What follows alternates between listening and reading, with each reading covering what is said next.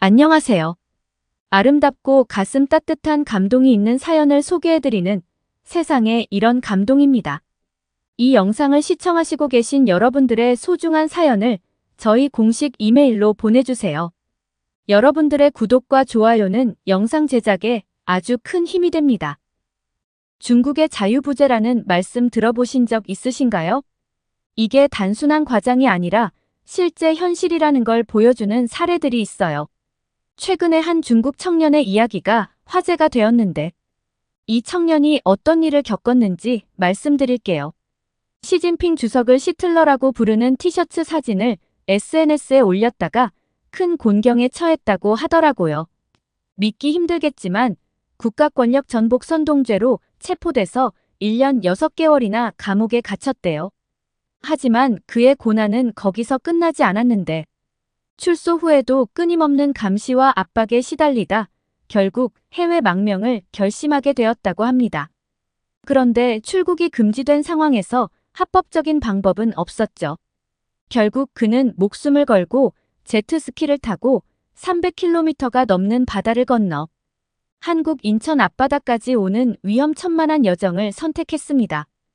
이런 사례는 중국에서 정부에 반하는 행동이 어떤 결과를 초래하는지 잘 보여줍니다.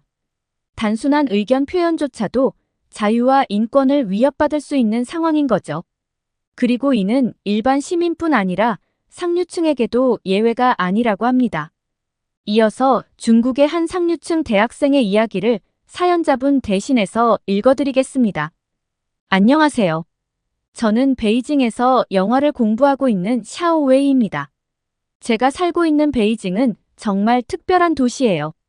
3000년이 넘는 역사를 가진 이곳은 현대적인 고층 빌딩과 고풍스러운 후통이 공존하는 독특한 풍경을 자랑합니다. 제가 주로 시간을 보내는 대학가 근처에는 798 예술구가 있어요. 이곳에서 전위적인 현대 미술 전시를 자주 관람하는데 이런 경험들이 제 영화 공부에 큰 영감을 줍니다. 베이징의 교통은 정말 편리해요. 지하철이 잘 발달되어 있어서 학교에 갈 때도 항상 이용하죠.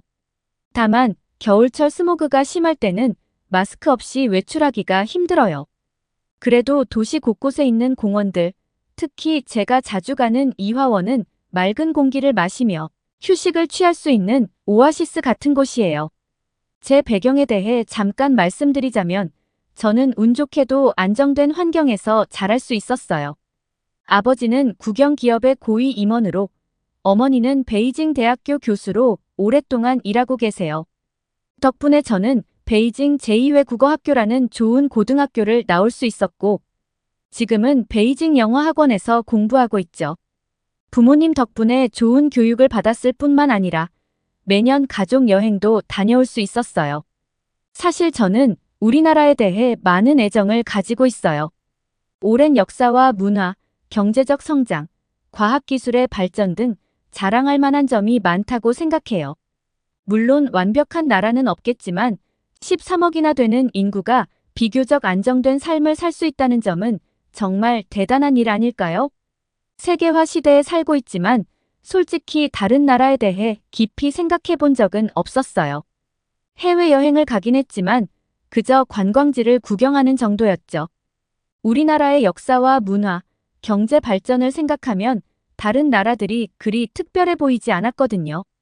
특히 아시아 국가들에 대해서는 더욱 그랬어요.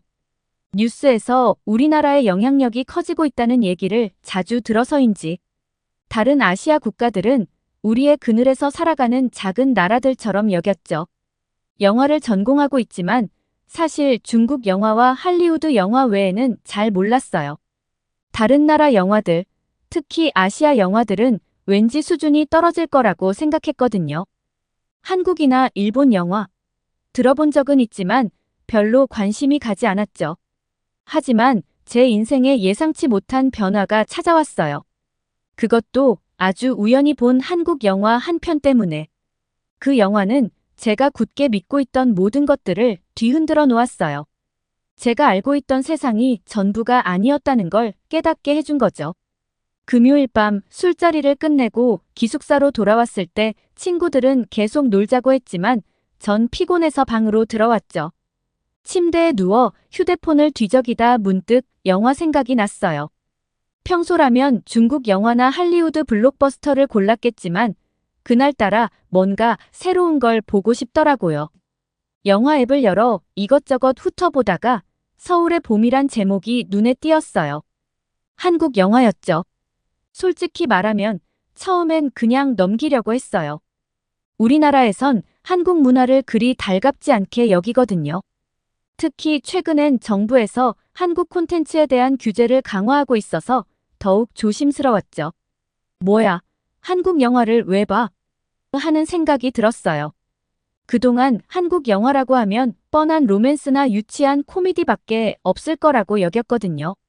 하지만 이상하게도 그 제목이 자꾸 신경 쓰이는 거예요. 서울의 봄 뭔가 정치적인 냄새가 나는 제목 같았어요. 호기심을 참지 못하고 영화 정보를 좀 더 자세히 봤어요. 놀랍게도 꽤 높은 평점과 리뷰들이 있더라고요. 몇몇 리뷰를 읽어보니 이 영화가 한국의 현대사를 다룬다는 걸 알게 됐어요. 특히 1980년대 초에 어떤 정치적 사건을 배경으로 한다고 하더라고요. 잠시 고민했어요. 이런 영화를 보다가 누가 알면 곤란해질 수도 있겠다는 생각이 들었거든요. 하지만 동시에 왠지 모를 흥분도 느껴졌어요. 금지된 과일을 몰래 맛보는 것 같은 느낌이랄까요? 결국 호기심이 이겼어요. 방문을 꼭 걸어 잠그고 이어폰을 꽂은 뒤 영화를 틀었죠. 그 순간만 해도 이 한 편의 영화가 제 인생을 완전히 뒤바꿔 놓을 거라곤 상상도 못했어요. 그저 좀 색다른 경험을 해볼 수 있겠다는 정도. 영화가 시작되고 얼마 지나지 않아 저는 완전히 빠져들었어요. 예상과는 전혀 다른 내용이었거든요. 뻔한 이야기도 과장된 연기도 없었어요. 대신 날카로운 정치 비판과 치열한 민주화 운동의 모습이 스크린을 가득 채웠죠. 이런 영화를 어떻게 만들 수 있었을까 하는 생각이 계속 들었어요. 어떻게 이렇게 날카로운 정치 비판을 담은 영화를 어떻게 만들 수 있었을까요? 중국에서는 상상도 할 수 없는 일이었어요. 우리나라에서 이런 영화를 만들려고 했다간 제작자나 감독이 바로 체포될 거예요. 대부분의 영화들이 비슷비슷하고 정부를 찬양하는 내용뿐이죠. 그날 밤 잠도 안 오더라고요. 머릿속이 복잡했어요. 우리나라가 최고라고 믿어왔는데 이런 면에서는 한국이 훨씬 앞서 있다는 게 충격이었죠. 다음 날부터 한국 영화와 드라마를 찾아보기 시작했어요. 놀랍게도 대부분의 작품들이 자유롭고 창의적이었어요. 정부를 비판하는 내용도 있었고 역사를 재해석하는 작품들도 많았죠. 한 달 동안 한국 영화와 드라마를 보면서 제 생각이 많이 바뀌었어요. 예전에는 중국의 엄격한 검열이 당연하다고 생각했는데 이제는 의문이 들기 시작했죠. 왜 우리는 이런 표현의 자유를 누릴 수 없는 걸까요? 어느 날 수업 시간에 용기를 내서 교수님께 질문했어요. 왜 우리나라는 영화나 드라마에서 정부를 비판하는 내용을 다룰 수 없나요? 한국처럼 자유롭게 만들면 안 되나요? 교수님은 잠시 당황하시더니 이렇게 대답하셨어요. 우리나라의 안정과 화합을 지키기 위해서야. 그런 내용은 사회 혼란을 일으킬 수 있어. 그 대답이 전혀 납득되지 않았어요. 오히려 그런 제한이 우리의 창의성을 막고 사회 발전을 저해하고 있다는 생각이 들었죠. 한국 영화들은 자유로운 창작과 비판을 통해 세계적으로 인정받고 있는데 우리는 왜 그러지 못하는 걸까요? 결국 이런 결론을 내렸어요. 모든 나라가 장단점이 있다는 거죠. 하지만 이 생각은 내 마음속 깊은 곳에서 큰 갈등을 불러일으켰어요. 한국 문화에 대한 동경이 커질수록 중국인으로서의 정체성에 대한 혼란도 커졌어요. 어느 날 제 친한 친구 리밍에게 이 고민을 털어놨죠. 리밍아, 난 요즘 너무 혼란스러워. 한국 영화를 보면 볼수록 우리나라 영화 산업이 답답하게 느껴져. 특히 정치적인 내용을 다루는 게 불가능하다는 게 너무 아쉬워. 리밍은 걱정스러운 눈빛으로 절 바라봤어요. 조심해, 샤오웨이. 그런 생각은 위험할 수 있어. 정부를 비판하는 것처럼 들릴 수 있다고. 내가 감시 대상이 될 수도 있어. 리밍의 말에 깜짝 놀랐어요. 단순히 영화에 대한 생각을 나누는 것만으로도 위험해질 수 있다니. 이게 정말 우리가 살고 있는 현실인가요? 그때 우리 학과의 리 교수님이 끼어드셨어요. 리 교수님은 항상 엄격하고 보수적인 분이셨죠. 샤오웨이, 자네 요즘 위험한 생각을 많이 하는 것 같군. 우리나라의 제도를 의심하고 외국 영화를 찬양하다니 참으로 유감이야. 자네가 이런 식으로 계속 나간다면 앞으로의 진로에 큰 문제가 생길 수 있어. 심지어 법적 처벌을 받을 수도 있다는 걸 명심해. 리 교수님의 말씀에 가슴이 철렁 내려앉았어요. 제 생각이 정말 그렇게 위험한 걸까요? 하지만 동시에 속에서 분노가 치밀어 올랐어요. 왜 자유로운 생각조차 할 수 없는 걸까요? 그날 이후로 리 교수님은 저를 계속 감시하는 것 같았어요. 수업 시간에 제 의견을 무시하고 과제 평가에서도 불이익을 주는 것 같았죠. 심지어 제 기숙사방을 불시에 검문한다는 소문도 들렸어요. 하지만 이런 압박감 속에서도 제 마음속 깊은 곳에서는 변화에 대한 갈망이 점점 커져갔어요. 어느 날 우리 학과에서 충격적인 소식이 들려왔어요. 중국의 신예 감독 리우징의 새 영화 침묵의 도시가 개봉을 앞두고 갑자기 상영이 취소됐다는 거예요. 공식적인 이유는 기술적 문제라고 했지만 모두들 정부의 검열 때문이라고 수군거렸죠. 영화가 현대 중국의 도시화 문제와 그로 인한 사회 갈등을 다루고 있어서 정부에서 민감하게 여겼다는 거예요. 이 사건은 저에게 큰 충격이었어요. 리우징 감독은 최근 국제영화제에서 주목받던 신예 감독인데 그의 영화조차 이런 일을 당한다니 믿기 힘들었죠. 호기심에 이 영화에 대해 더 알아보기 시작했어요. 알고 보니 침묵의 도시는 급격한 도시화로 인한 환경 파괴와 지역 주민들의 강제 이주 문제를 다룬 영화였어요. 중국 정부는 이런 현실적인 사회 문제를 다루는 작품들에 대해 특히 엄격한 검열을 한다고 해요. 영화의 내용이 정부의 공식 입장과 다르거나 민감한 현실을 너무 적나라하게 다루면 상영이 금지될 수 있대요. 이 사건을 계기로 중국의 영화 검열 시스템에 대해 자세히 알아보기 시작했어요. 중국에서 영화를 만들려면 여전히 여러 단계의 검열을 거쳐야 한다는 걸 알게 됐죠. 비록 최근 몇 년 동안 검열 제도가 조금씩 완화되고 있다고는 하지만 아직도 창작의 자유를 크게 제한하고 있다는 사실에 가슴이 답답했어요. 중국의 영화 검열 시스템 첫 번째는 입항이에요. 영화 제작 전에 시나리오를 국가광전 총국에 제출해 승인을 받아야 해요. 2단계에서 정부 정책이나 가치관에 어긋나는 내용이 있으면 수정을 요구받게 되죠. 두 번째는 출항이에요. 영화 촬영이 끝나고 편집을 마친 후 완성된 영화를 다시 국가광전 총국에 제출해요. 이때 영화의 내용, 대사, 장면 등을 세세하게 검토하고 문제가 있다고 판단되면 수정을 요구하거나 최악의 경우 상영 금지 처분을 내려요. 마지막은 용항이에요. 이는 영화관에서의 상영을 의미하는데 2단계에서도 갑자기 상영이 중단되거나 취소될 수 있어요. 원세컨드가 바로 2단계에서 문제가 생긴 거죠. 이런 엄격한 검열 시스템 때문에 많은 중국 영화 감독들이 어려움을 겪고 있다는 걸 알게 됐어요. 특히 독립영화 감독들의 상황이 심각하더라고요. 그들의 작품은 아예 상영 기회조차 얻지 못하는 경우가 많대요. 이런 현실을 알게 되면서 한국 영화에 대한 동경은 더 커졌어요. 한국에서는 영화 감독들이 자유롭게 자신의 생각을 표현할 수 있다는 게 너무나 부러웠죠. 정부 정책을 비판하는 영화, 역사적 사실을 재해석하는 영화, 사회 문제를 날카롭게 지적하는 영화들이 제작되고 상영된다는 사실이 놀라웠어요. 그러던 어느 날 우리 학과에서 중국 독립영화제를 개최한다는 소식을 들었어요. 평소에는 볼 수 없었던 작품들을 상영한다고 해서 너무 기대됐죠. 하지만 영화제 당일 경찰이 와서 행사장을 폐쇄해버렸어요. 이유는 불법 집회라나요. 너무나 실망스러웠어요.